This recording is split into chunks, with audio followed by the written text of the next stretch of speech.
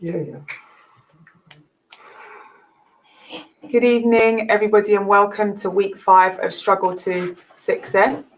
And this week, I'd like to welcome I like to call them my bad tribe, which are individuals who have been brave, ambitious, determined within their careers, within their personal lives, and within the community. And this evening, I'd like to introduce a friend of mine called Simone Karma-Ray. Her achievements to date have been somewhat impressive. I've known Simone for many, many years, and I really find her journey very inspirational.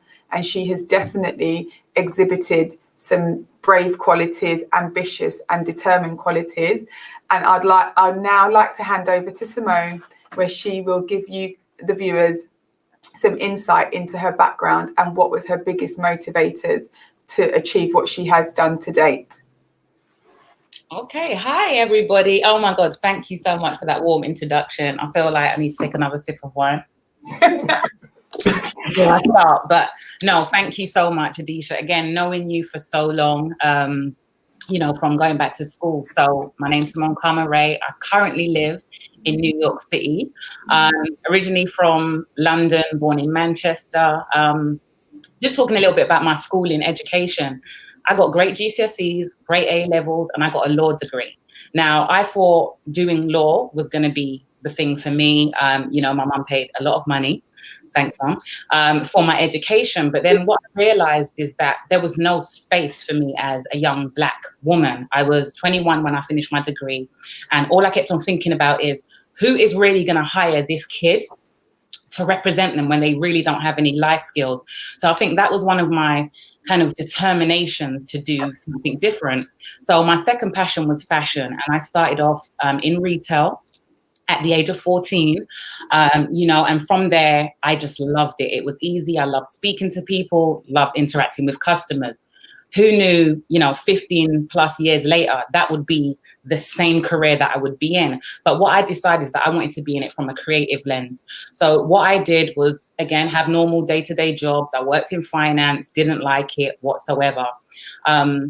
I worked from the bottom. So I was an assistant buyer with Brand Alley, that's News International, Rupert Murdoch, West Company, but whatever. Then I decided that I wanted to try something different. I was fortunate enough to land a job with Adidas in the UK, and I became a visual manager. Now, the job I applied for was actually an in-store VM, like just, 9 to 5, normal, folding some clothes. In the interview, which I had with 4 people, I blew them away, and they basically upgraded the role and gave me a district role. So again, I was there with the company for like 2 years, again, looking after the whole of the UK. They decided that wasn't enough for me, and then they gave me Europe. So again, continuing to go through that, I then left Adidas and I went to a company in Belgium. Being there, it was an eye-opener. I decided that I had outgrown London. I wanted to be a little bit more ambitious. My teachers at school always told me I wouldn't amount to anything. I was always talking in class, X, Y, and Z. And I had something to prove that this young woman would be more than what they said.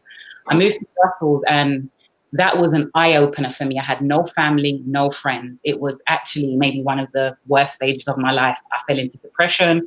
I didn't know how to deal with it. Again, as a young Black woman, we're not taught how to talk about these things. There's kind of a stigma around it. I experienced extreme racism. And for the first time in my life, I was like, yo, I'm a Black girl in a white person's country. Luckily enough, the opportunity came back where I was able to go back to Adidas, but I didn't want to go back to the UK. So I was fortunate enough to go to Germany. And then I was in Germany for another 2 years, where I became a global visual manager. That meant I was looking after Western Europe, Russia, North America, and some parts of Asia. that was a life-changing moment for me. That was when I realized that I can make a career out of this, that I am going to be different. I am going to set the expectation for young Black girls and boys that are in my family and really show them that they can be more than what they've been told. Whilst working for the Germany office, I had the opportunity again to come to North America, and I wowed them. And I got offered a job as the regional visual manager looking after North America. So I moved to New York. So just to cut a long story short, bringing it now to 2020, I've been working for the company for the past 8 years, different things. I faced so many different challenges being a woman, but also being Black. And there was a lot of hurdles. There was a lot of promotion before me, but I didn't let that stop me. And what I decided was that I want to represent Britain. I want to represent Black. I want to represent females. And as it's come to 2020, COVID, I stopped working for Adidas as of March 2020. A lot of people didn't understand why. I was on a great 6-figure salary, living the life. But what I realized is that I need to do what I'm passionate about. So fast forward to October the 1st, and I started my own business called Altered Space New York, which is basically a project consultancy where I'm working with different brands, helping them develop. Because whilst I worked from the age of 14 for all of these different companies and brands, trust me, I made sure I learned everything. Buy-in, I know your operations, I know your marketing strategy, I know every single thing. I could go and start a brand myself tomorrow and it will be successful. So in starting that business on the 1st of October, I've already got 3 major projects. One of the clients. So well done. When we talk about BAD, brave, ambitious, and a drive, I really feel like that's speaking to me, because I've always been told no, the doors have been closed in my face, and I've just kicked them down and kept on going, and not by myself. I have an amazing mom and family and friends here in the States and in England who have continued to push me, and not just females. I have some great male role models in my life as well, and they have always pushed me, given me their opinions, and always told me I can be more than what I've been told. Simone, that is an amazing story. And I know you've kind of had to speed it up because we're on a time constraint. But within your story that I think some viewers would be really interested to know is your initial journey at school. You mentioned that, teachers told you wouldn't amount to nothing. How did that make you feel at that time, being, a juvenile and having adults tell you and kind of dictate what your life's going to look like? So what made you, did you take it on board? Did you believe what they were saying, or was you completely dismissive of them? Honestly, I would say I did take it on board. There was a period of my life where I just started to become very disruptive. And my mum basically sent me to Barbados, and I went to school in Barbados where I got licks. That's the truth. Because I did. When somebody keeps on telling you something day in, day out, you can only but believe it, especially when there's nothing else or nobody else around you that is a reflection of you. So my mum's very successful. She used to work 2 or 3 jobs. I don't want that for myself. That's the truth. She did it because she had to do it. But all I could see was teachers. And, at that time, a teacher was a successful job. They were the pinnacle, the head teacher, and anything they said was something that I took. My older sister, she got kicked out of school. So she was also an example for me that if you listen to these teachers, you are not going to be successful. And luckily, I've been able to change her life. So I was able to learn from her mistakes. Okay, but it so really had an impact. She was kind of your role model to actually say, do you know what? I don't want to go down this route, and I know where that route's going to take me. So, okay, so fast forward, you've now got brilliant GCSE results, and education has actually been something that you've really flown with, yeah? So then you started your law degree, because I remember when you was doing your law degree, and then you said you stopped it. What were the reasons why? You said, did you feel that you as a Black woman wouldn't fit in? I know a few friends of mine that have done law degrees and they've not been able to get training contracts. That's been a huge barrier. So if there's any people out there that are working in law firms that, can help our Black people within getting contracts, please contact the team. So you stopped your law degree on the basis that you felt that there wasn't room for you at the time. Absolutely. I graduated, and again, I knew my cousin's father was actually a barrister, a Black man in Leeds, and I spoke to him about it, and he was very honest with me, like, the competition's so high, not just from an education, but from a financial. You have to be able to put the money up. At the time, I can't go to my mum and be like, okay, I need to do a pupillage. It's now going to cost another 70 grand after she's just put forward money for me to actually do my education. I've used, student loans and whatnot, but at the time, you're not educated financially either. So I didn't use my student loan for books. I used it to buy Moschino and, all other stupid shit. Like, excuse my language, but you don't know what you're supposed to be doing. And again, not having any representation of anybody that looks like me is significant. It really kind of put me off of law. I remember I wanted to do family law, and one of the teachers told me, you might as well do entertainment law. And I was like, why? I don't want to be Johnny Cochrane. Yeah. And that's what I was compared to, another black man as opposed to another great barrister or lawyer in the family law profession or in criminal law or business law or land law. I was just told to do entertainment law. Okay. Well, okay. Basil has a quick question for you, Simone. Yeah. Hi, Simone. How you doing? Hi, love. How are you?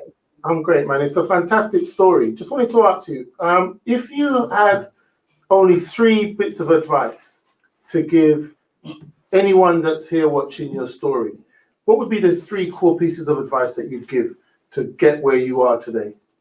I would definitely say have a plan and write it down and truly work on self-love and believing in yourself.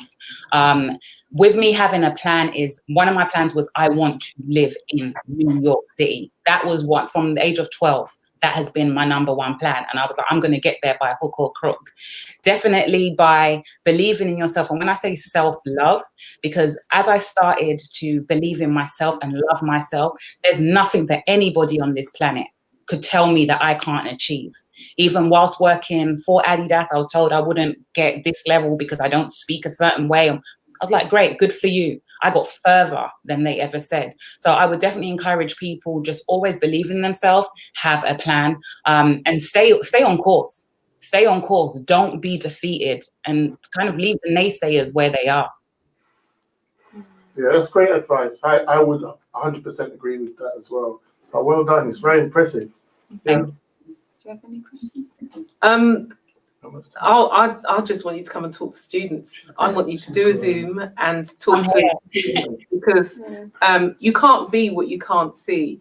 And I don't think that there are enough models of ambition. Ambition doesn't look like success, doesn't look like one particular thing.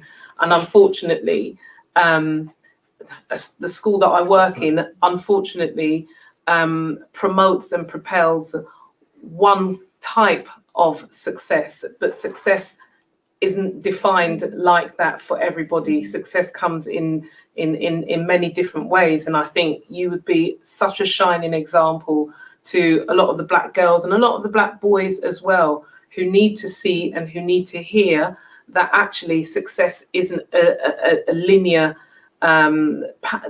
direction. It's messy and it's muddling. And it's just like learning. And I think your story is beautiful and should be one that you share with young people as an example of what success looks like. And Simone, talking about moving abroad, right? I remember prior to having children, that was always one of my dreams to do it. And I never got round to it because I was fearful.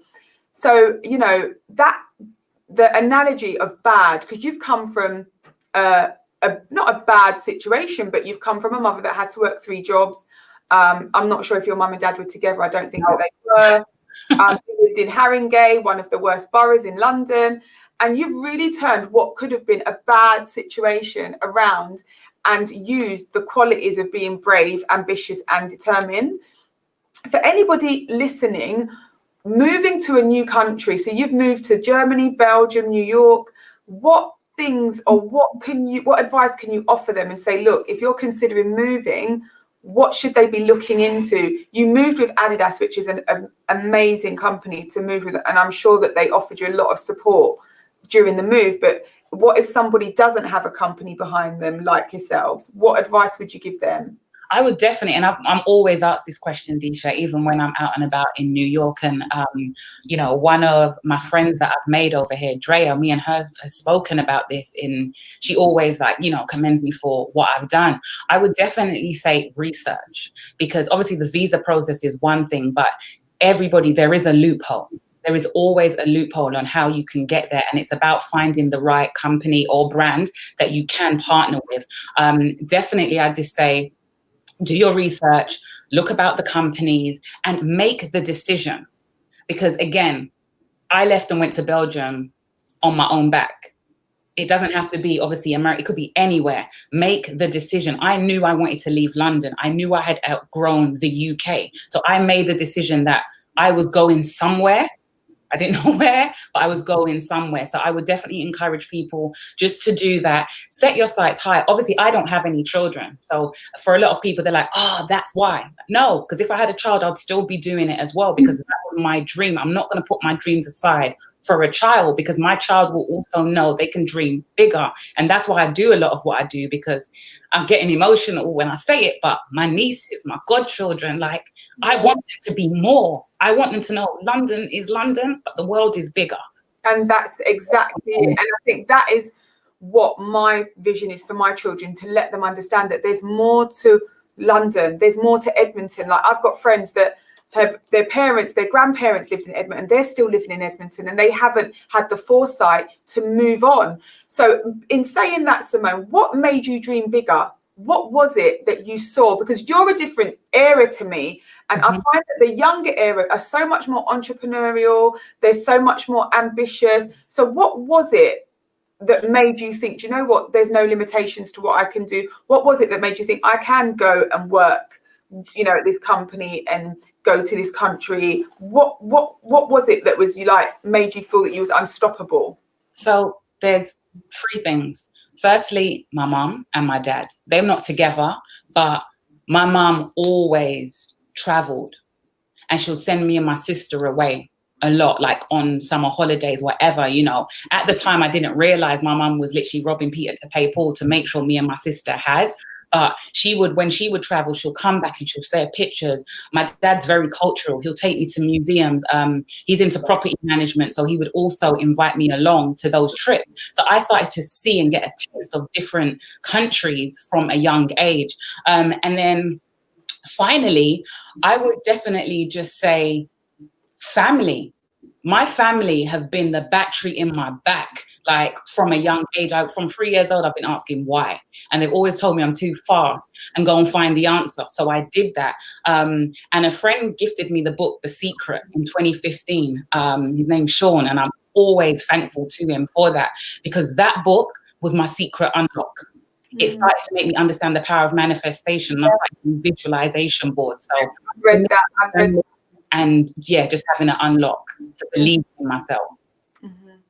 Amazing. Simone, do you have any questions for Simone? He's not there. Yeah.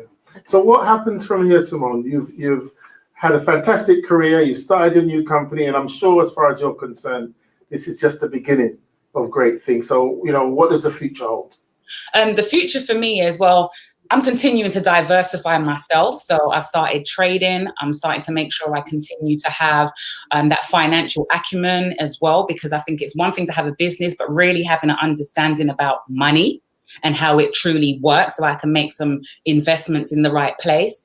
I definitely want to continue to share my story, because I want to be able to inspire and help the next generation as well. And yeah, you know, hopefully kids are on the horizon. If my friends have anything to do with it, I definitely will be having children very soon. I don't know what they plan to do, but, you know, I definitely want to be a mother. That's maybe my second biggest dream outside of living here in the States. And yeah, just continue to go up and up and, you know, continue to break the paradigm of Black people are this, Black people are that. No, Black women are amazing. And that's what I'm about to prove. And the people that I have around me, my friends that I have in this circle, my mentors, they're all pushing me towards that. And I'm dragging people along with me. Well said, Simone. Thank you so much. Like, you wrapped that up so quickly and it just sounds explosive. I'm like, whoa, yeah, this is my friend, guys. This is my friend. Thank you so much, Simone. And I'm sure that if anybody has any questions or they want to connect with Simone, please get in contact with us and we'll pass you on her contact details. Thanks again, and look forward to seeing bigger and better things from you. Can I ask one thing, Simone? If young people that are watching this want to reach out, because I've got a lot of young people that are creative, they've got global vision. Would it be good? Would it be all right for me to link you in with some of these young people? Absolutely, they are the future. So yeah, brilliant. Thank you. Disha got all my contact details, so feel free. He's my agent now, Disha. This is our new business partnership. Let's go. And I know great women that would love to support this as well, who have businesses over here and stuff. You know, it's all a network, right? We're all here to help one another. We all help each other. Thanks, Simone. And on that note, I'd like to introduce a long-standing friend of mine. And I will introduce her by her rightful name, which is Dr. Melanie Mahu. And Melanie is a child psychologist, and she has been for many years now. And her story is yet another really interesting story. Her beginnings were really bad, coming from Tottenham, Northumberland Park, and she has just really turned her whole situation around to today. I'm so proud to say that I know her and that she's a part of my inner circle, which is just fantastic. Melanie, I will give you the floor to tell everybody your story. Thank you, Disha. Thanks for that amazing introduction. And listening to Simone, I think that there were just so many things that she said resonated with me, and I think would resonate with friends in my circle as well. So thinking about my beginnings, I think my early education was really quite good. So I lived in Tottenham. I loved Tottenham. I eventually moved to Edmonton reluctantly. But primary school for me was excellent. I had teachers that believed in me. They thought that I could achieve the best that I could do. They really valued me. And I think there's a lot of research about teacher expectations. And I think that's really important. And for me, my heart is in education. And I believe, children are socialized with their parents or their carers, and then they're socialized within education. So I think education needs to reflect the community that it serves. So therefore, teachers need to look like the children that they're working with. They need to understand them. They need to value them. The curriculum needs to reflect the children and the communities and the parents that they work with. There's a lot of talk at the moment about decolonizing the curriculum, and I won't go into it too much, but it's making sure that children understand and they learn about their achievements, their history. So not just for 1 month throughout, it's something that's spread throughout. So for me, primary school was brilliant. I had a great time. I learned a lot. I had a really supportive family. And so not just immediate family, I had blood relatives, but I also, coming from an African family, had lots of family friends who became our family. So there were lots of people that believed in me. And then I went to secondary school. Disha mentioned the name. I won't say it because I don't want to expose them. But I think secondary school for me was quite different. There weren't the teachers there, in my experience, that had the same expectations. I don't think that they believed that I could achieve. So the things that I would hear at home from my parents, do your best, you can do whatever you want to, I don't think they had the same values. Not all of them, because there were some. I remember there was one, Mr. Henry, that a lot of people who went to Northumberland Park would know, who really believed in his students and he really encouraged them. However, there were a lot that didn't, and I think that coming from the environment that we did, there were lots of families that experienced difficulties, lots of kids that experienced difficulties, and that manifested, I guess, in challenging behaviour. So for me, I was, coming from my close-knit family, which was really strict and really focused on education. You were asking what life was like for me early on. My brother and I, as kids, we always had homework to do. So children would come home, they probably would play out in those days when it was safe, or they would watch television. My brother and I would have lots and lots and lots of homework to do. And our dad would come home and feel the back of the TV. When you had those old TVs that would get hot, my dad would come and feel it. And if the TV was hot, somebody would be crying in that house. But I think my brother and I just became really smart. We learned that you could do your homework whilst watching TV, and you just turn your TV off before your dad got home, and then it was fine. So I experienced lots of children from different backgrounds, lots of children from having different experiences. And what happened is that I got into a lot of fights. I wasn't as streetwise as some people. So some people would probably punch someone in the corner. I would probably have a fight right there in the middle of the classroom in front of all the teachers, and I got suspended, which is what we now call like a fixed term exclusion. And I had 3 of those. And in those days, 3 wow. And you were out. So my parents, I think, were really anxious, really worried. And I had to leave my school. I think I left before I was pushed, really. I had to leave and go to another school. So that was my experience of secondary school, quite difficult. And then I moved from a school where I could wear whatever uniform I wanted. I used to have like diamond sock tights. I used to have my hair in all sorts of like crazy ways, to this school where I remember the first day I was standing up, the head teacher was standing at the gate, and she was like, you need to pull your skirt down, your tights need to be black, your hair needs to be, so there was a lot of discipline, a lot of rigor. And I went from being what I would say, I felt like I was the brightest child in my class in my first secondary school, to realizing that maybe I would have had what they would call cognition. So I had good thinking and learning skills, but I had missed so many learning experiences that I wasn't the brightest kid in class. And I think I really struggled with that. So I had to, you know, Simone was talking about self-love, and as a psychologist, I think that's really important, but I had to learn to really sort of work hard and to persevere. So Simone was talking about GCSE grades, and mine weren't great. I think, you know, I pulled myself back up and I got, you know, basic grades. And the difference was, though, that I would say that the teachers really expected us all to do well. There was the expectation that everyone was great, we could all achieve. And I think I had my parents and my family really driving me and supporting me. And Simone mentioned sacrifice. And I think that is a key driver, I think, in people who are successful, who experience success. And my parents sacrificed a lot for my brother and I. We had tutors, we didn't have lots of holidays. I remember sometimes like eating the same things, but they really focused on us developing. And because of that, when I came to do my A-levels, I kind of had this narrative that I could be whatever I wanted to be. I could do whatever I was, you know, I chose to. And my A-level grades were better. I went on to university. And again, I think this is where your network and, you know, your tribe, the people around you are important. I applied to a university that, it wasn't necessarily the greatest uni, but I didn't know a lot about unis. But a really good friend of mine, Viv, her mum was a lecturer at university, and she looked at the uni that I applied to and was like, you're not going to this uni.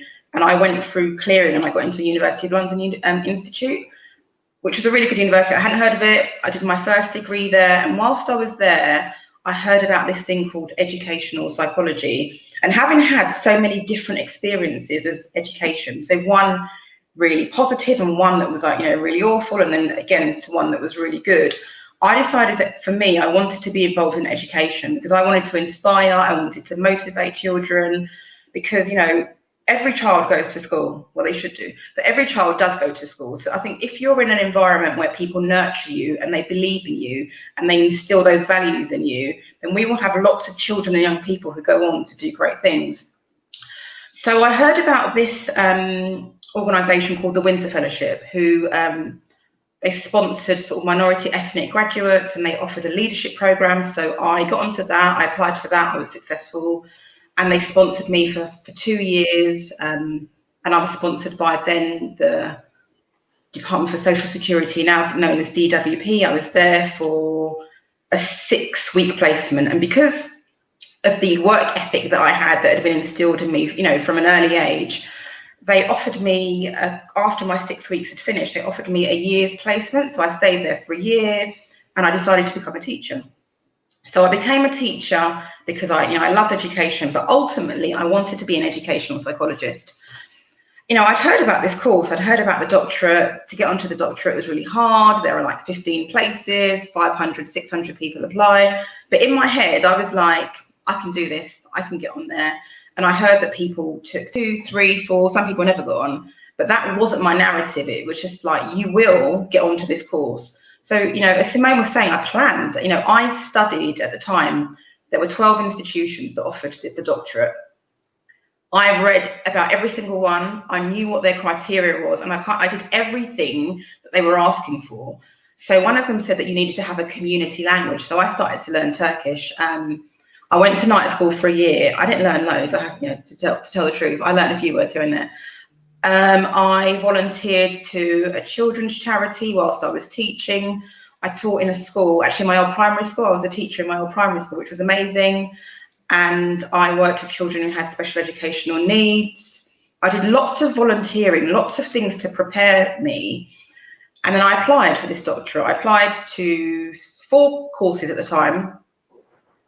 And I got into the course the first time. And I remember starting and feeling, a bit overwhelmed, like, can I do this? Will I be successful? But actually, the tutors on the course, the lecturers, the other people on the course sort of really inspired me, and I completed it.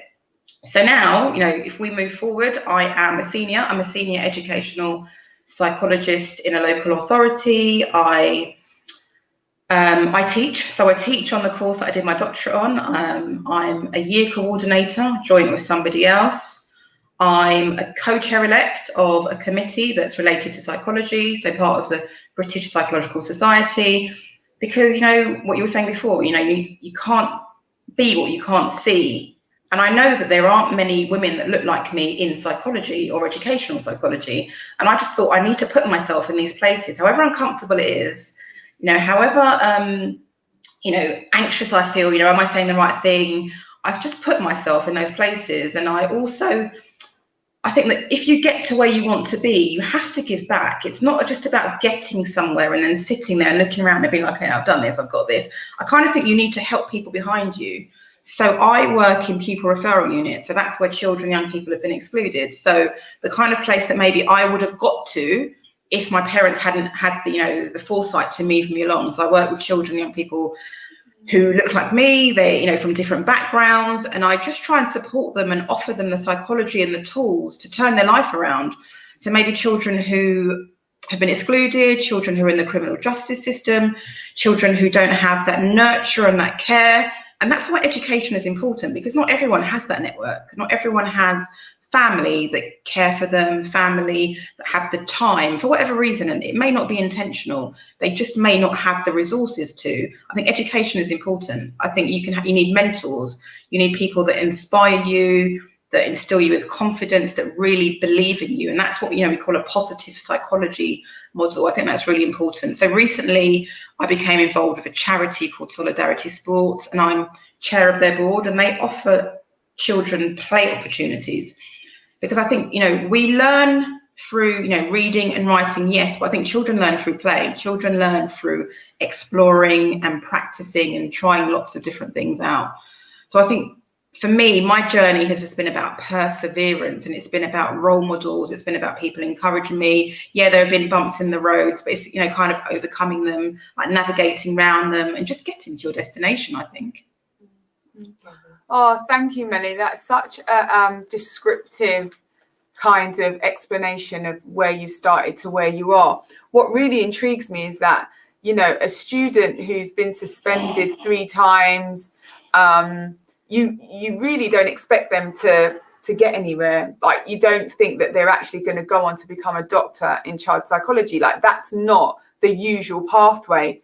But from your story, what we can understand is that it does matter the institution that you're at, because that has a huge impact in how you view yourself, and also the support network around you, your family. If your family didn't perceive education so valuable, they may have said, oh, the school's picking on my child, or, and not seen and had the foresight to say, hold on a minute, we need to move her and put her into a new environment and see how she flourishes. And you surely did, with the right institution and the right support network around you.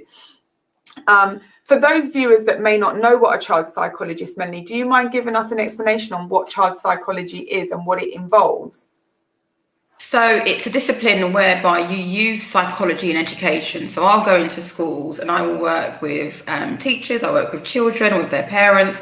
So any child that's experiencing any difficulty in education, I will go in and I'll use psychology. I'll use, like a consultation model to understand. So I talk to people a lot. I listen, I offer intervention. I'm also a therapist, so I did additional training. So I'm also a play therapist. So I might work directly with a young person, just to give them that space to maybe explore some difficult feelings, because life isn't easy.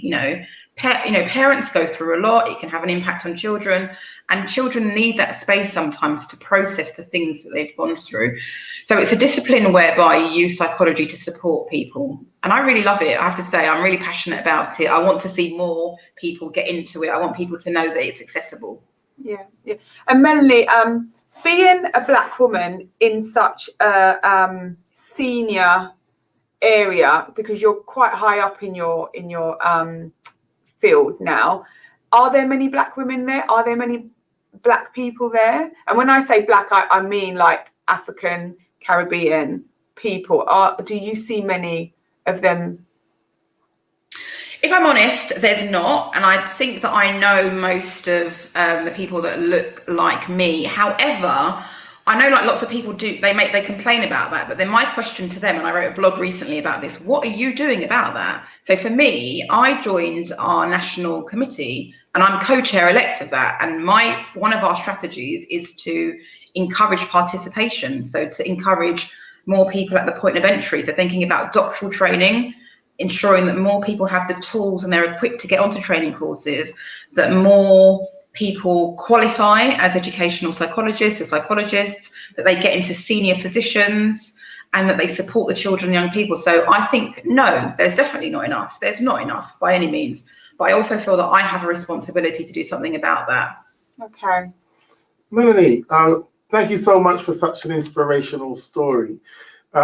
I'm sure that throughout your journey, you had some times where you felt hopeless, or you felt as though things weren't necessarily going the way that you wanted them to go. What tools did you use to actually, get the wind back into your sails and sort of refocus your efforts? How did you manage that?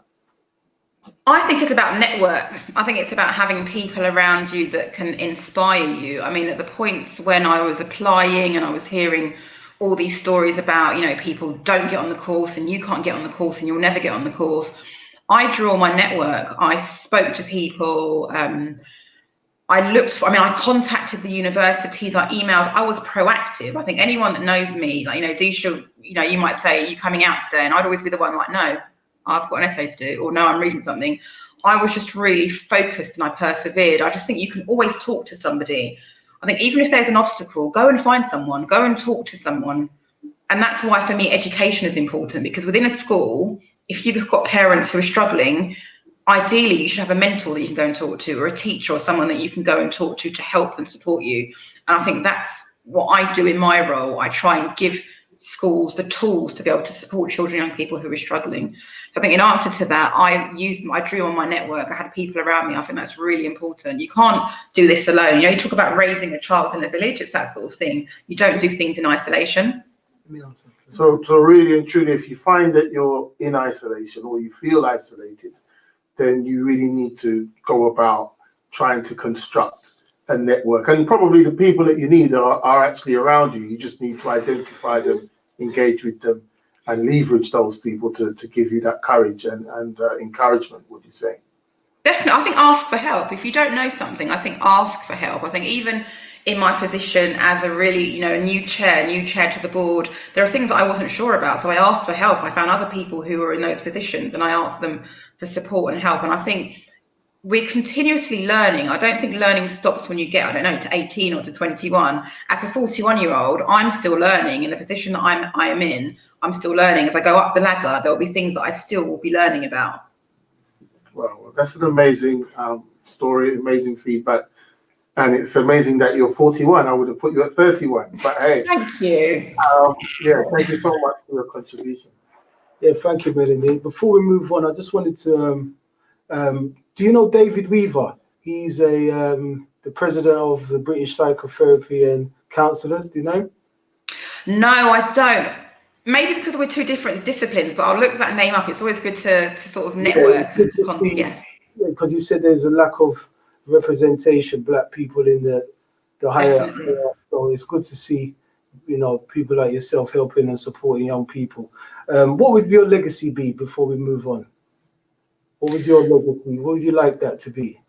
I would like to help as many children and young people as I can to achieve their dreams, to see the teaching profession reflective of the community. I want to see more Black people in senior leadership positions. I want to see a curriculum that reflects us and our history, our rich history, and all that we have to offer. Thank you, Melanie. Thank you for that. Appreciate it. Thank you for your time. Thank you. Still stay on. Once we go through, we're going to have 2 more guests, and then I think it would be nice to have a little bit of an open chit-chat discussion. So stick with us, Mel. Yeah, thanks. All right, the next guest I'm about to introduce, I'm so proud of this young man. I've known him since we were about 13, for over 30 years now. And he's gone on to do so many great things in his family, in the community, for his purpose. He's a spiritual man, he's a family man, he's a man of integrity, he's a businessman, he's a leader in our community. There's so many things I can say about this man. Love this man personally. He's going to come in and share stories about how he turned a hopeless situation and got hope out of it. And I'll just let him come in and share what he does. He's got an organization called Father to Fathers, which is a very, very impactful organization in our community, because given the narrative that fathers are not present and negativity around men, he's going to come in and share with us, and I hope it's going to be inspirational, educational, and informative for us. So Courtney Brown, please come in. Hello, Courtney, can you hear me? Unmute your mic. I can hear you. I was waiting for the other guy that you was just talking about to come in. Yeah, it's Jesus. I was talking about Jesus. Waiting for him to come down, bruv. Seriously. Jesus, man, come off the camera. No, thank you for that introduction, my brother. Thank you, Disha, Basil, Lee, and Deborah for having me on this panel. This very important discussion about struggle to success. I want to say thank you to the previous speakers, Simone and Melanie. Melanie, you know Mr. Henry was at Somerset Boys' School before he went to Northumberland Park School, and he was one of my inspirational teachers at Somerset. So when you spoke his name, when you called his name, it meant a lot to me, because he was, if it wasn't for that man, just being there for me and supporting me and my family, my mum, and yeah, trust me, Mr. Henry. So rest in peace, Mr. Henry. But yeah, name's Courtney Brown, founder of Father to Father, 4 boys, and today I'm going to speak about my youngest son. All of them are my heartbeat, but this particular one, he went through a lot of trauma at school. So a little bit about me. So I'm head of student engagement at secondary school, and when my son was displaying some behaviors at school, but he wasn't just displaying the behavior at school, he was displaying it in church, at home, in the library, wherever. My son was just kicking off. And me and my wife, we went to the school for help. Being somebody that's in education, I know about homeschool working together. That's in the contract. We went to get some help, and yeah, it was very forthcoming and so forth. And very soon, very, very quickly, I recognized that actually the help wasn't coming forth. Actually, they were looking in the home as though the home was where the danger was, and like I said, so me and my wife was going through this, and if anybody knows me, when I was at the previous school that I was known as Mr. Brown, innit? Like when the students heard Mr. Brown was coming down the corridor, they self-regulated. They boom, boom, boom. That's it. Mr. Brown's in the corridor. That was it. So I was going through a journey of embarrassment. I was going through a journey of guilt, shame, because how could I be part of the behavior team at the school, but my own son is kicking off? This don't make sense to me. So there was a lot of shame, embarrassment, like I said, guilt. I didn't want to talk to nobody. I thought I had to control this thing. I had to do it. But one thing I realized is that the more I grabbed hold of, the more I tried to be in control of it. You know, when you try and grab something and it just keeps slipping through your hand. So I was going through all of this while dealing with the same system that I work in was the system that was now attacking my family. And as fathers, we are protectors, and I will go to the grave for my family. So this was going on, you know, again, asked the school for education healthcare plan. I asked for them to see an EP. It was no. Me and my wife even offered to pay for the service, and we got the answer was no. But yet the head teacher would ask my wife, because my son was term excluded at the age of 6. Yeah, Charlie, at the age of 6, this is when he was in primary school. So the head teacher, my wife went to the reintegration meeting. And what that is when a child is term excluded, they have to have a meeting with the parents. My wife phoned me up at work. Babe, I think they think you're a monster. I'm like, what are you talking about, hon? Like, the head teacher asked me if I beat her up at home. I'm like, what? If you beat up your wife? Yeah, if I beat up my wife. So I'm like, what's this about? Like, so up until that point, did he ever have any relationship with you? Oh yeah. Up to that point, you know, like I said, we was going into the school, husband and wife. You know, like look, we need your help. So he knows. He knew you. He knew this is a school that I actually done my father to father. I had the big Father's Day event at the school. I brought the MP of the area to the school, profiled the school. You know. So anyway, so that was the first thing. The next trigger, shall I say, what I realized when I started to realize what was going on is when he then suggested to my wife that we should move my son from the school, or maybe he needs to go to private school or something like that. So my wife was like, well, what are you saying, you can't manage up? Yeah. So anyway, so there was a number of things that happened, and I'll be honest, and so called social services into my house. Yeah. The social worker came in. What was the social worker for? Sorry? Why did he call the social worker? Because my son was displaying all of this behavior. So as I said, he thought that the behavior, all of this behavior was coming from the home. So he thought, oh yeah, this is what it is. So he thought as well that because we go to church, he thought that we were some demon possessing like type thing. Questioning my son because my son's name is a biblical name. Oh, do you know that name is a fighter in the And so anyway, the social worker came in. She was like, Mr. Brown, you know, Mr. and Mrs. Brown, your son's fine. The only thing he mentioned was how they treat him at school. I said, thank you very much. Are you going to put that in your report? She said, yes. The next thing I done is that I took my son to, because he had lost his grandparents, which we know. If a child at that age uses it can cause trauma. Spoke to the head teacher about it. The head teacher said, nonsense. I see a lot of children that have lost grandparents and they don't act like your son. Now, the funny thing was, we never used that word nonsense in our house, but my son started to use it. I knew where my son got it from. However, when I took my son to Child Bereavement UK in Stratford, they did an assessment on my son. They were playing a game with him, and he picked up a card that said sad. So the assessor goes, Caleb, what makes you sad? What Caleb said to, and listen to what Caleb said when they grabbed me up at school.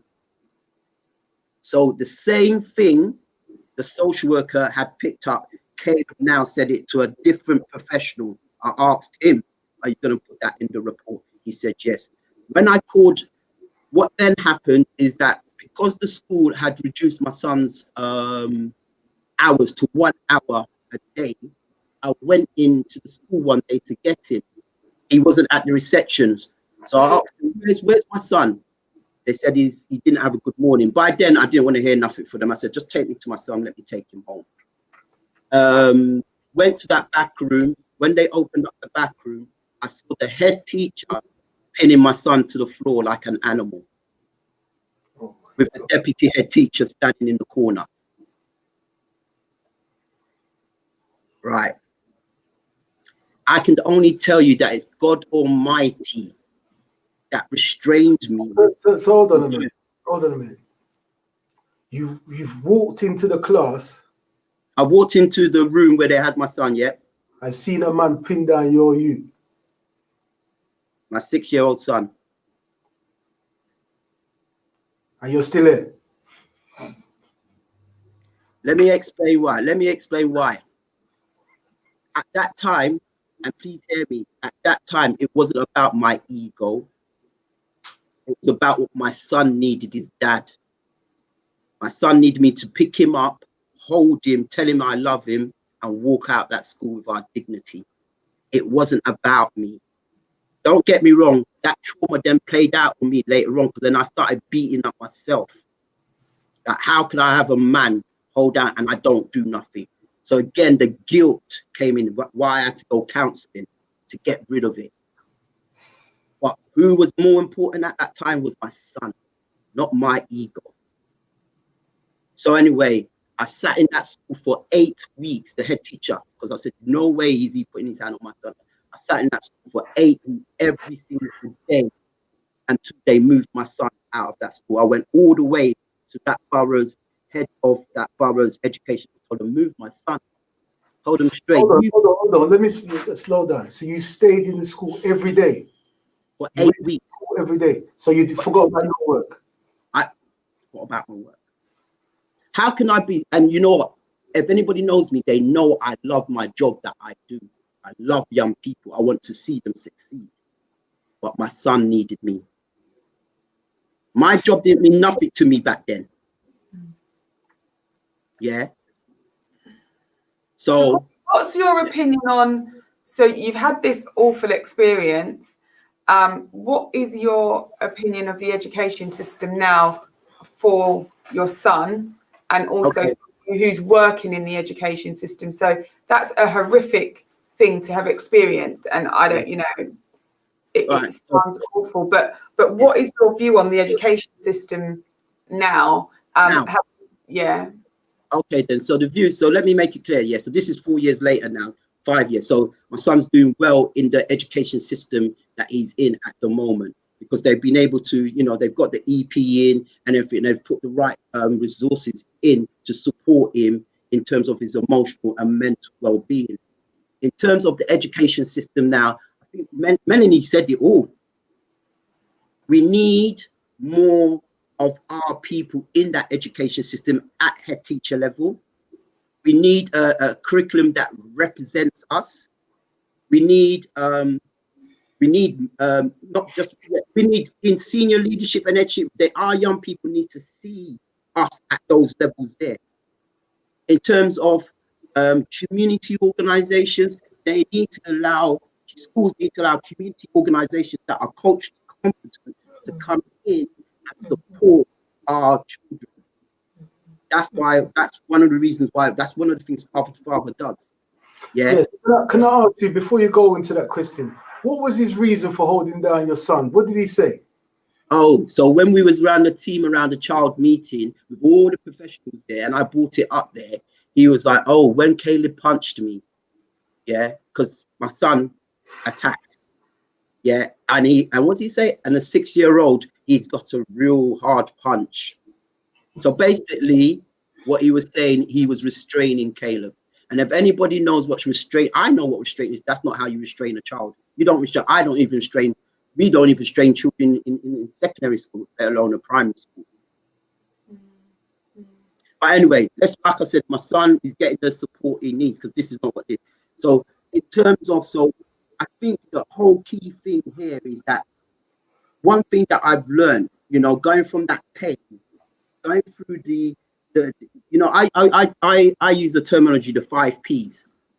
Pain leads to a process. The process positions you, that's the 3rd P, in a place of power, because power is knowledge.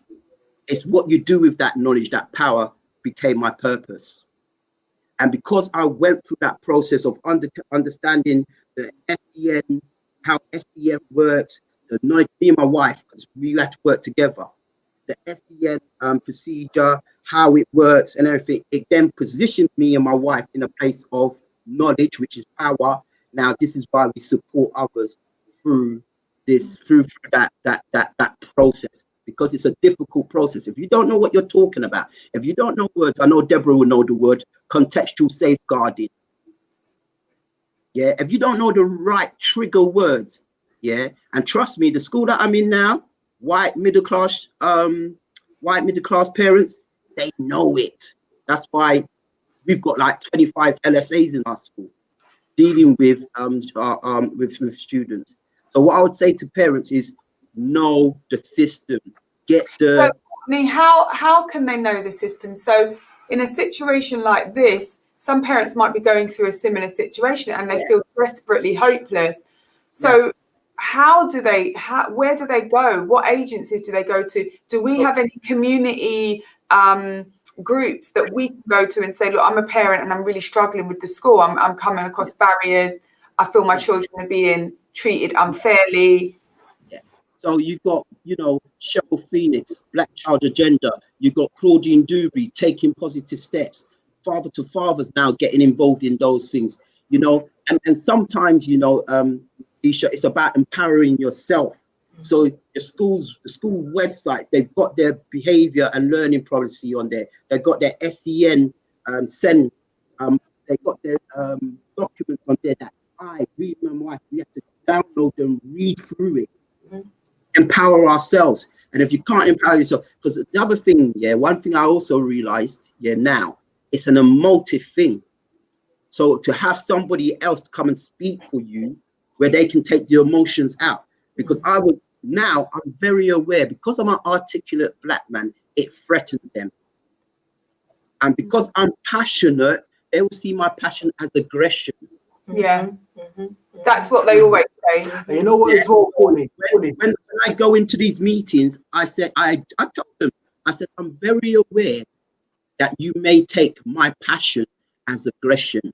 Are you on the governor's board? School governor's board? That's one of the things I'm planning to do, is to go on the school governor's board. That is another place that we can go, is on the school. Any place where we can be at the table, where they make decisions about our children, we need to be there. All right, so Courtney, you are very unique here, because the schools, especially these white dominated schools where there's more white people than Black, they have an unconscious bias against Black men. They don't expect Black men to play a role in their children's education. So they kind of unconsciously dismiss you, or don't regard you, or don't include you in the whole process. Yeah, I went to pick up my daughter yesterday. We're waiting for her.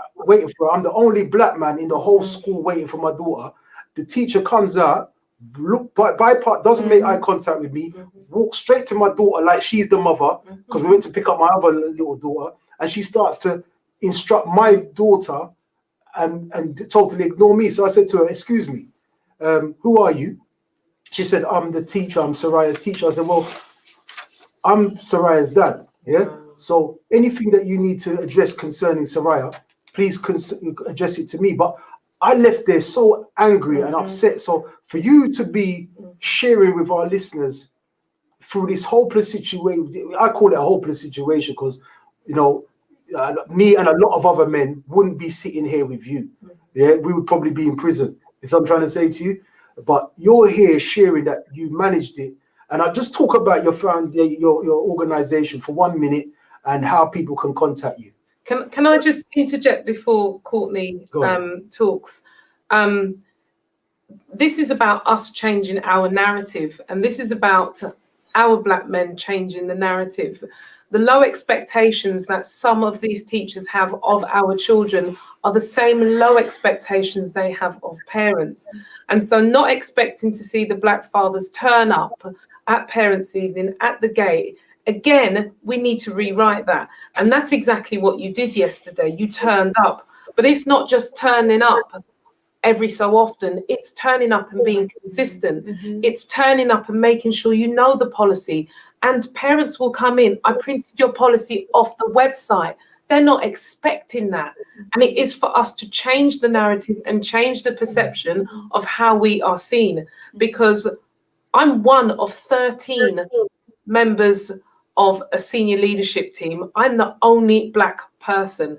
And that's I know I'm coming in, but that unconscious bias resonates in their language and it plays out in their actions. And so change the narrative, turn up every day as much as you can. I don't want you to continue on that path because you're coming in next. But Courtney, just share a bit about Father to Father. You've got 60 seconds, bro.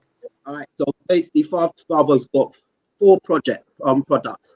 The first product is Boy Genius, because we believe every boy has a genius in there. Girl Genius is coming soon. So in terms of Boy Genius, we want to motivate, inspire, nurture, and encourage our boys to be the best that they can be. Yeah, same with Girl Genius. The next product we've got is called Men Chat 2, but chat is an acronym for men need to connect, heal, we need to acknowledge men, and we need to talk. So that's all about, dealing with our mental and emotional well-being, coming online and just talking in a non-judgmental environment and supporting our men. The other product we've got is called Informed Parents. And, as the good word says, my people perish through the lack of knowledge. So again, it's how can we give parents, informed parents of the information that's out there. Information, knowledge is power, but it's only powerful if you implement it. So that's what Informed Parents is. You can find me on www.father2father.co.uk.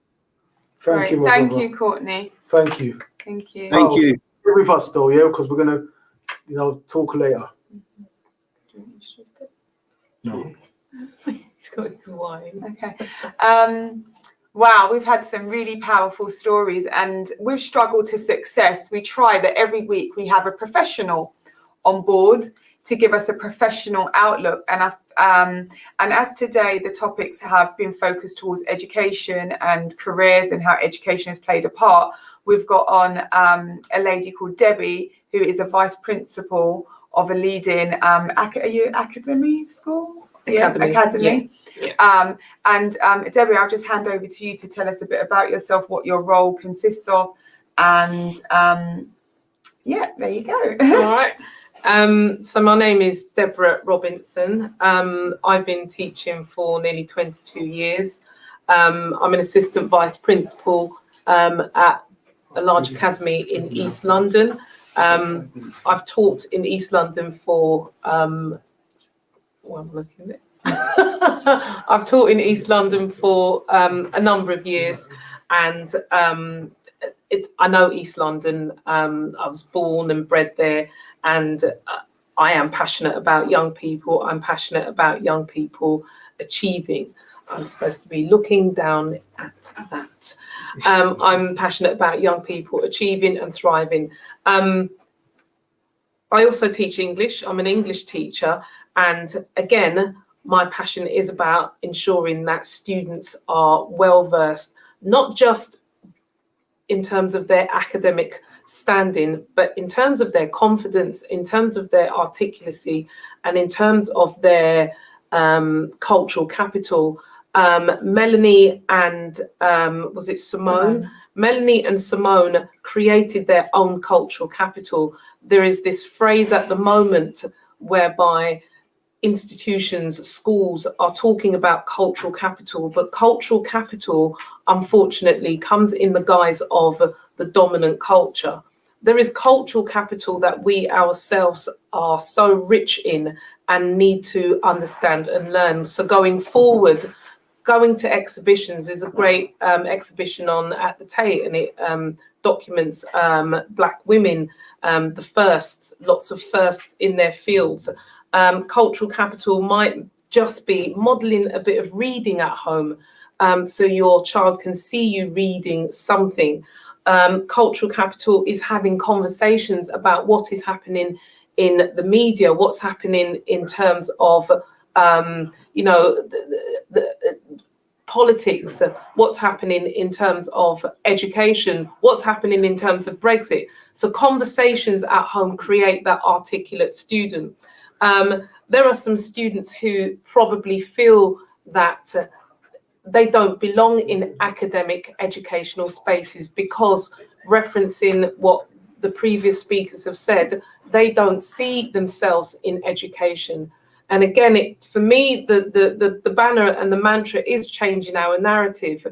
If we don't see ourselves in this educational sphere, then how on earth are we going to encourage and advocate education and even teaching as a successful career path? We need to be in it. We need to be at every levels. I can't be the only senior leader in my academy that represents Black.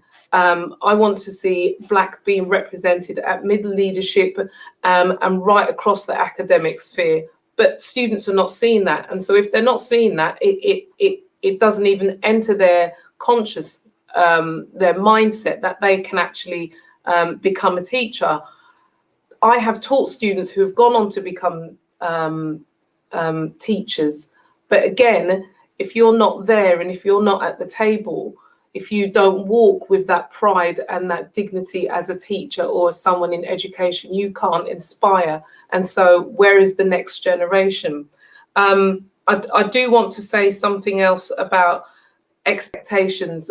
Again, we are still, unfortunately, in education talking about the underperformance of African Caribbean boys. And whether we like it or not, schools look to homes, and schools look to homes to see that actually there's something missing. And we are still seen as a hard to reach group of parents. And that tag, unfortunately, has remained with us and has resonated with us since the 80s when I was going to school, 70s. Again, that's something we need to rewrite. We need to ensure that we are taking education seriously because it will shape and it will mold a child. And the earliest experiences of education can actually move a child on to not necessarily think education is going to open every door, but it gets them over the next hurdle and then the next hurdle. In terms of the decolonizing education, again, that is something that we can start to write at home. Actually bring in philosophers, bring in African philosophers, bring in inventors, and ensure that we are culturally enriching our students from our children from home. High expectations, have those high expectations of your child. Have those high expectations when it comes to holding your child to account. Hold the school to account. Walk with that policy in your hand. Ensure that when you go to a parents' evening, you are sitting down and you are taking the notes and you are asking questions. Again, this would be a wonderful platform to inform parents about what is out there.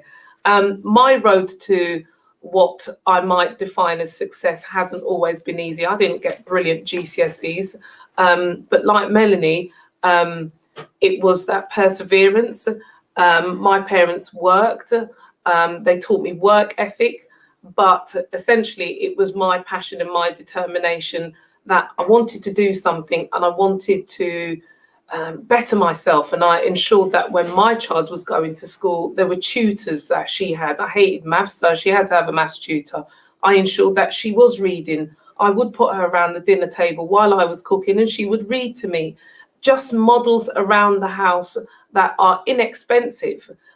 In terms of traveling, that's something I would have loved to have done a little bit more of. I now ensure that my daughter reaches out and essentially sees that there is a world outside North London, and that world is something that she shouldn't be fearless of. I've only got one daughter, and actually she's done so many things on her own. Allow your children to be to go into the wilderness on their own, and if they fall down, it's about the getting up back. And school should just be that platform whereby if they fall down and they don't get brilliant GCSEs, they get up back. I'm going to wrap it up there. And I mean, I've got loads of other things to talk about. I think I've gone round in a little bit, but don't allow teachers to create this self-fulfilling prophecy of our children, because children internalize these low expectations, and then it unfortunately becomes a self-fulfilling prophecy. But we, again, as parents, can change that. Great. Thank you, Debbie, for your overview. You've mentioned a few things, actually, that I just would like to probe on. So your first thing you mentioned was you're one of 13 within senior management and as a Black woman.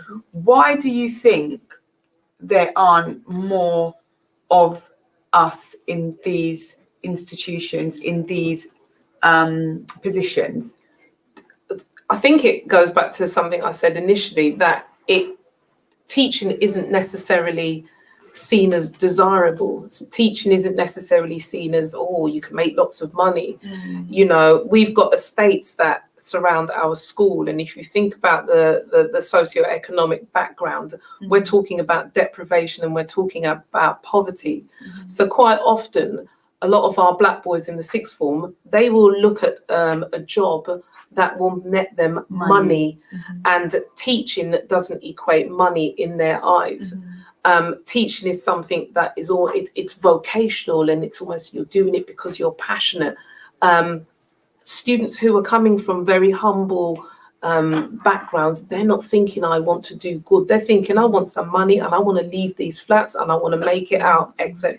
So really a job like being a teacher is something that it's not about the money, it's about the impact that you can leave on your community. Indeed. And I think for our viewers watching, and, you know, I'm a parent and I'm very much like, oh, I want you to get, you know, a good paying job.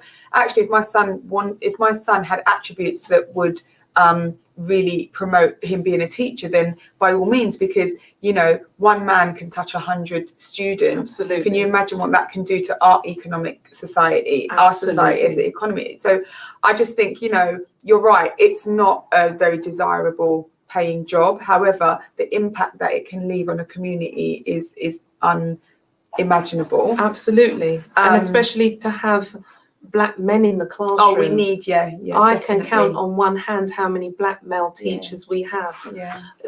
You can make money. You can make money. You go into the senior leadership positions. You can make money. You can carve out your own consultancy.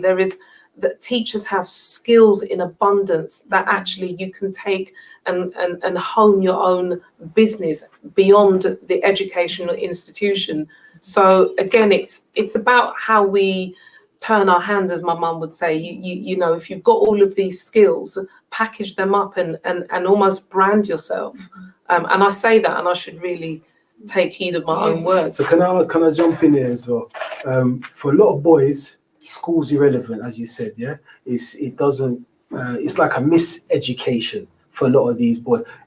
Do you ever go to school feeling like because you've got all these insight, you've got all these resources, you've got all this education, and this, you know, do you ever feel like, you know, out of this hopelessness, I do. You can try to bring some kind of light and hope? I do, because what I try and get students to see is that education is a tool, and education is a tool that we need to use to open doors.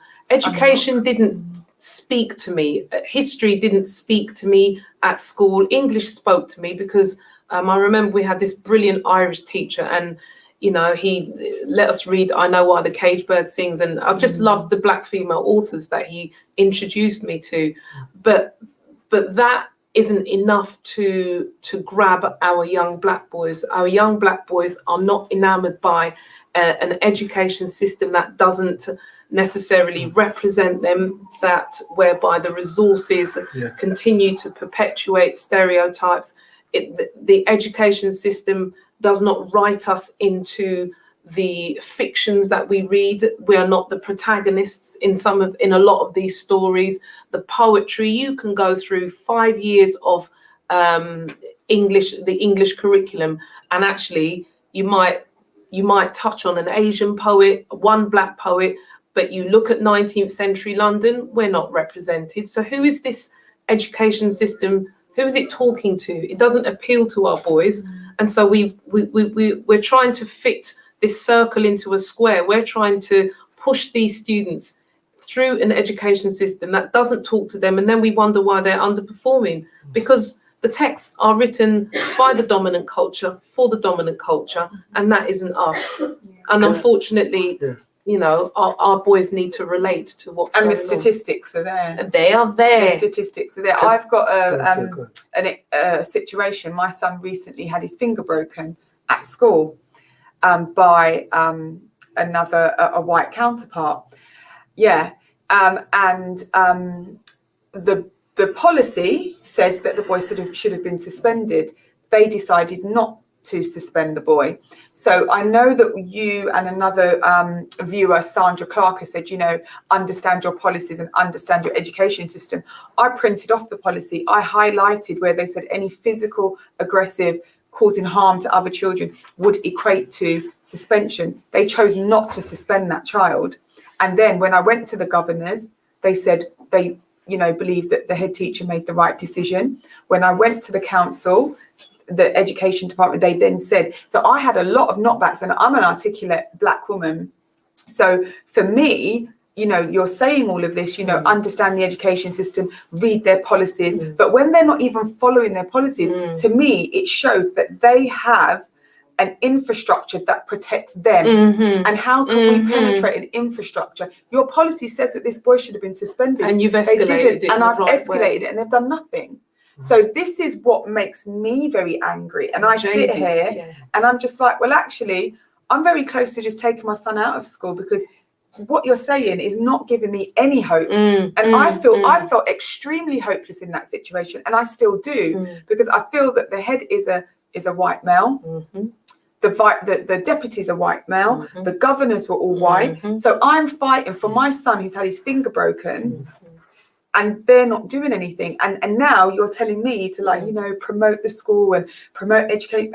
I find it very hard. And I'm sure other parents out there have been in similar situations. Totally. We can promote education from our standpoint at home. We can promote the concept of education. We can never demote education. Education, it can never, ever be something that we are full of derision for, because it is something that will open doors, but it's not the be all and end all. It's not written for us, by us, but let's face it, we need some letters on a piece of paper. And if we need that, then we need to play the game, and we need to be savvy, and we need to be smart. In terms of the pastoral side, you know, I can't really comment on that. I'm more curriculum and intervention and raising achievement. But I think that is, I wouldn't even know where to go. I'd probably start to go down the litigious route, if anything. That, you know, that's one of the questions that they ask. But these are the barriers that we keep facing, and it's like, you know, when you do escalate it, because they are armed within their network. And they all know each other. You know, it does feel like we're fighting a losing battle.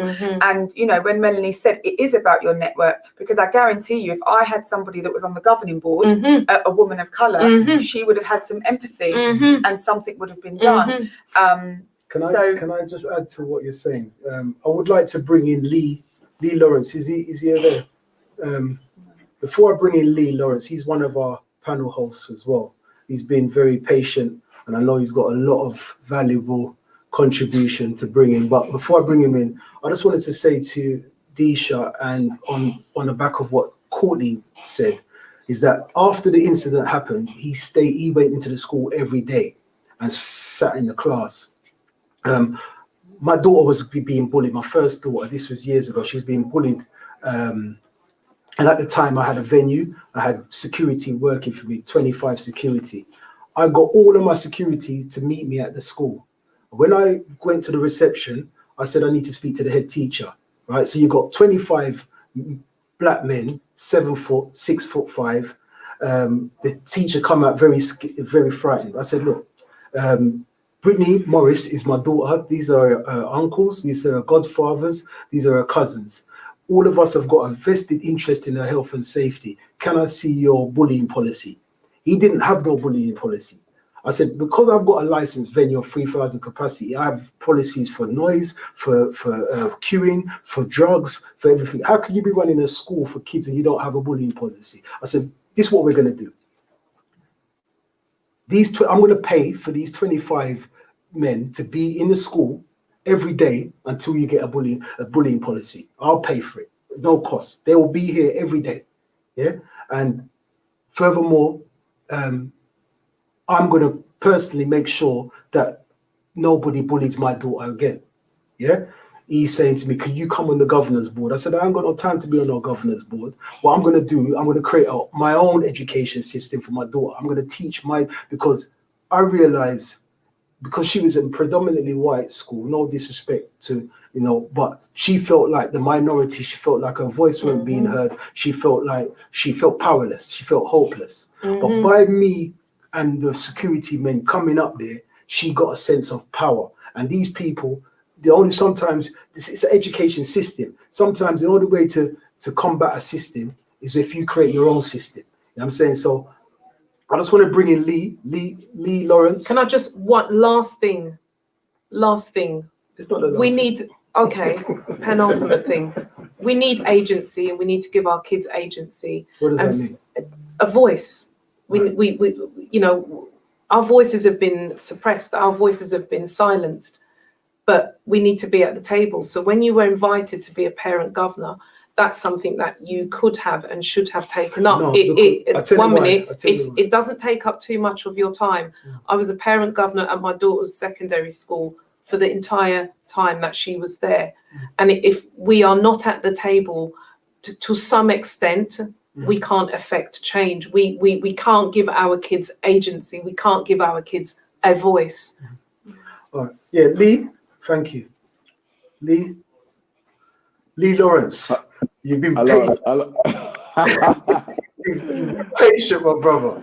I just wanted to bring you in because about 15 years ago, we had the experience of working with a group of girls in Southwark, right? And they were girls referred to us from the youth offending team that were in gangs and guns and carrying, all kinds of stuff for boys. Yeah, some have been raped, some have been gang rape and all that. And we built the group for 16 weeks from like 5 to like 500 girls, right? You remember? And you came in. The format was like a circle, and you shared your story.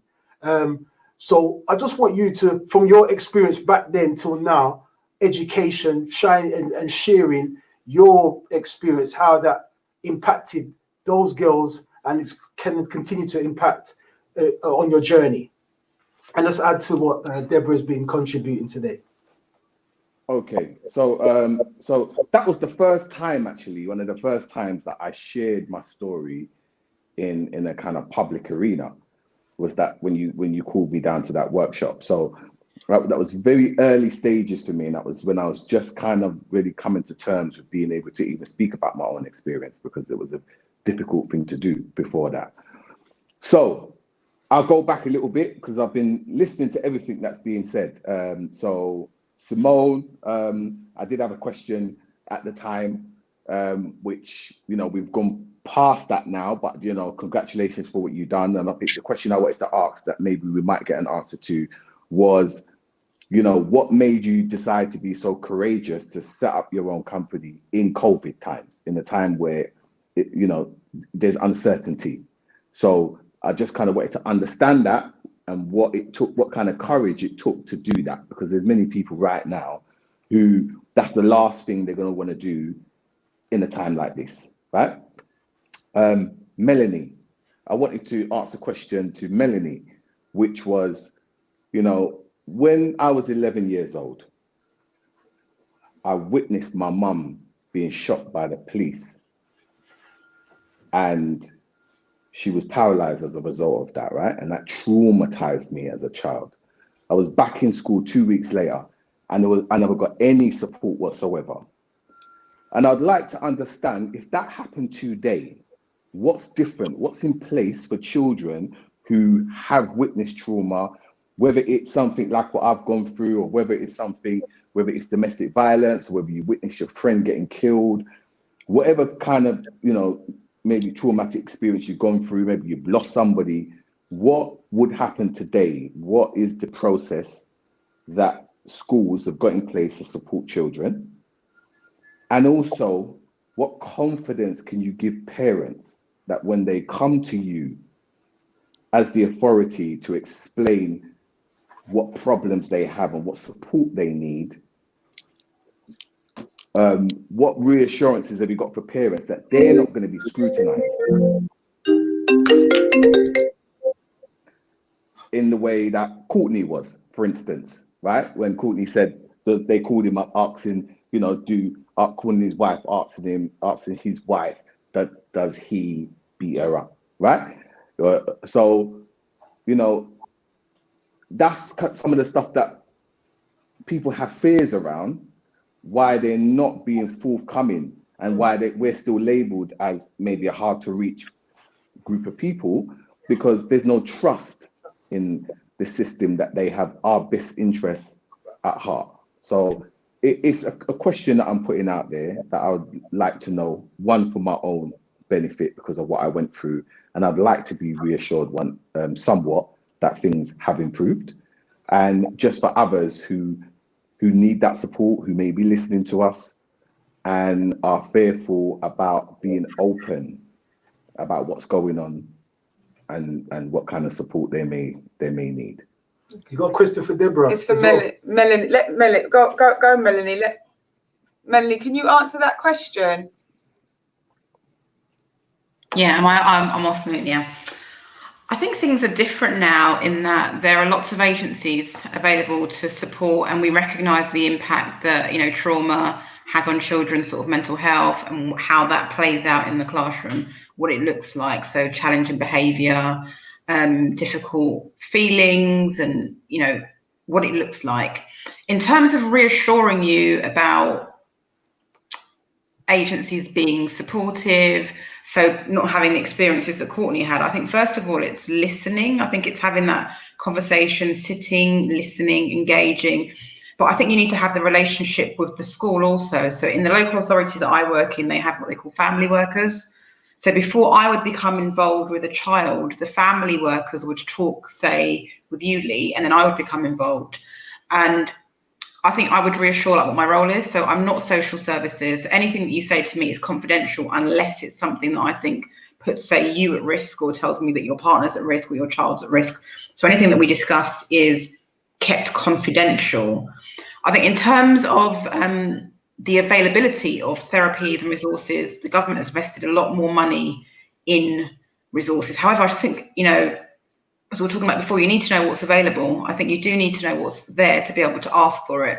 And I think that Courtney mentioned some brilliant agencies, but things like SENDIAS, so Special Educational Needs Disability Advisory Service, that's every local authority has one. It's their advocate service. They're separate from the local authority and they give advice. So do I think things have moved on? I think yes, but I still do think that there are gaps, and I just think that there needs to be more practitioners, and I go back to it, that look like us, for families to feel able to engage with us. It's my honest answer. Yeah. Can I come in there with my hat on as a head of student engagement for secondary schools now? So taking away from my experience with my son, I think Melanie's totally right. They've got now in schools, we've got something called WAMs, which is Wellbeing. It's like the CAMs, some different CAMs working within the school department as well. They're able to educate the teachers, work with the parents, and bring the systems in place. And what I've seen a lot more is that the professionals that are coming in are culturally competent. I think that's a key thing as well, that we as a people are starting to get, as Melanie said, into these positions around that can and make decisions for our children. So I think that's what I've seen in my school and other schools as well. They've got things now called, I was on a training the other day, and it was around race-based trauma. Yeah. So, and this is being rolled out to teachers to understand race-based trauma, rape, and all of these things are coming out now. So so in terms of where I was 4 years ago, actually 4 years now, I'm seeing the changes. And again, I'm becoming part of the system. I'm becoming part of those changes. So going a bit to what Deborah was saying, I'm not just sitting back and saying, well, this happened to me and, you know, the system. No, this happened to me, but what can I do? How can I be part of the change? Yeah. I'm not going to be the victim. I'm going to be the victor, and my children and everybody else's children will be the victors as well.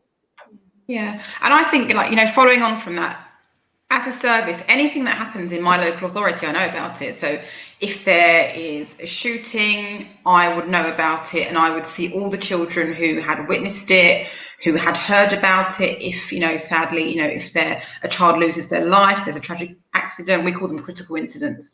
We would get involved in anything. So anything, you know, where a child has witnessed domestic abuse, anything that's tragic or difficult, we would offer support to that family. And of course, it's something that families don't have to accept, but it's offered to them. And it also depends on where you are as a family, whether you feel that you can engage with that or not. And somebody that suffered grief losing my partner for my son. So you don't have to take it straight away. These agencies are always there. So you might find that, you know, initially when it happens, you need to understand it. You need to digest it as a family together. And then it might be a year, 2 years later that you actually start seeing things manifesting and the trauma starts to display itself. So Lee, for you, witnessing your mum, that situation, you might, the trauma might not have started to have an impact until years later, you know, but we have to remember that the agencies are still here and they still should have their doors open to you whenever you require their services. It's never too late. You can get support at any point in your life. If it, you know, something happened early on in childhood, you can get support at any time. It's never too late. Yeah, yeah.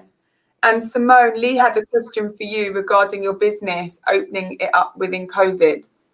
Yeah, sure. Sorry, I just wanted to say, just hearing about you, Dr. Melanie, is like, you don't understand. I'm here taking notes because I witnessed when I was about 7 years old, a man pushed my mum over. So it was domestic violence, right?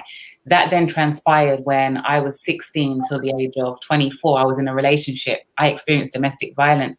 I kept my mouth shut because I didn't know who to speak to or what to. So hearing Lee talk about his story and how everything's just an unlock, right? And as I've got older, like you said, it's never too late. Because as I got older, I spoke about it, and I'm now over it, you know.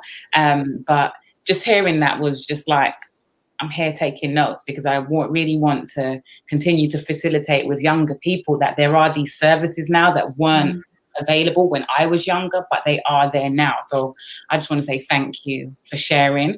Lee, in regards to your question, actually, it's quite a funny one because when people say courageous, I've got loads of tattoos, but it's on this side, and it says Maktab, which basically means it was already written. I have it on my right arm. My sister has it on her left.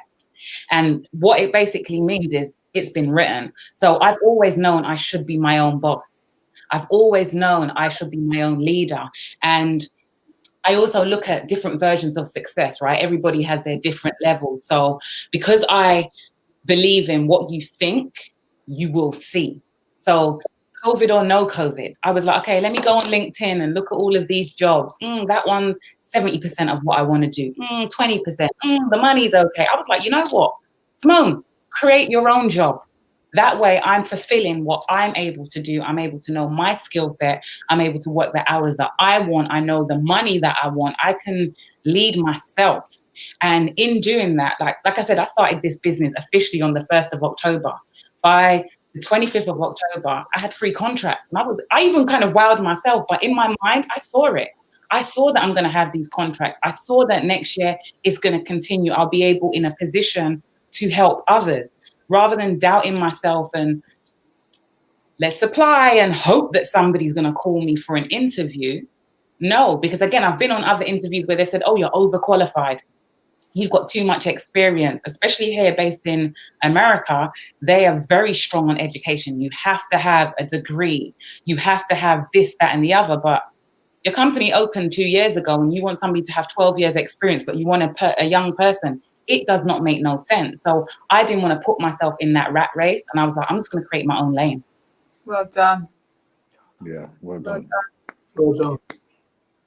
And one thing that I could say, Simone, I totally agree that opportunity is everywhere. And one of the things that holds us back as individuals is when we convince ourselves that now isn't the time to move forward. Now isn't the time to launch that business.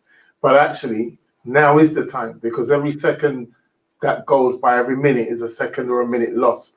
So yeah, you're definitely on the right track. And, you know, it's something that I'm sure as your business grows and develops, you look back at what you've done, and, you know, this is just going to be a stepping stone to greater things. Thank you so much. And if COVID taught us anything, tomorrow is not promised. So I'm not waiting for tomorrow. I got to do it today. That's the truth. And I'd rather fail 10 times and, like Diane said, and then get back up. Yeah, 100%. Yeah. Did you have a question, Lee? Did you have a question for Deborah? Deborah. Hello. Hello, how you doing? Fine, thank you. That's good. So I know you said you're a firm believer in education. So, you know, that saying, education is the key, right? And so therefore, and there are some people who are not academic. So therefore, what would you say to someone who really struggles through the traditional education system? Do you not see like another route for those individuals? There's always another route, but whether we struggle or not, what we do know is that we have to have a grasp of the basics. We need to ensure that we leave compulsory education with the basics, English and maths. There's a high percentage, I don't have the statistic at the moment, but there's a high percentage of Black girls and Black boys who leave primary school not being able to read at their chronological age.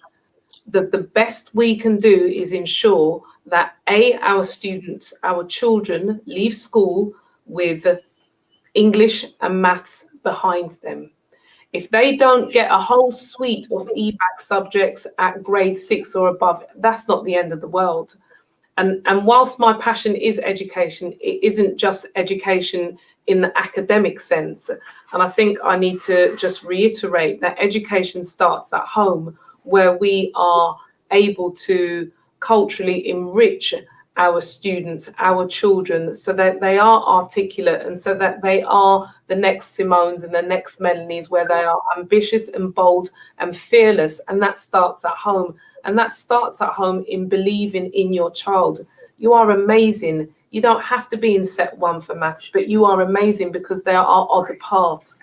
But what I do implore is that we allow our children to leave school with at least the basics, and the basics being English and maths. You got that behind you, you open the next door. There's another course that will take you, whether you have A's and A stars, there's another course that will take you on, you open the door. And you don't have to aspire to go to university. I didn't even go to the best university. University isn't the pinnacle of success. That isn't the definition of success for me. And the definition of success for me isn't necessarily having a string of A's and A stars at all. But what it is to ensure that we are engaging with education whilst our children are in the system. I can't see our curriculum being decolonized for now. I cannot see that happening. But what I do suggest is that we advocate apprenticeships. We advocate ensuring that they take on vocational courses, skill sets. In the 80s, they did something called the YTS. I don't know why the government did away with that. We've got a generation of young people who are not skilled. You ask them about a skirting board, they don't even know what a skirting board is. We haven't got a skilled generation of young people going forward. This country's missing a trick. And then they're talking about we've got too many Europeans coming over here and taking our jobs. That's because they're skilled, and that's because the European curriculum believes in apprenticeships. Encourage apprenticeships.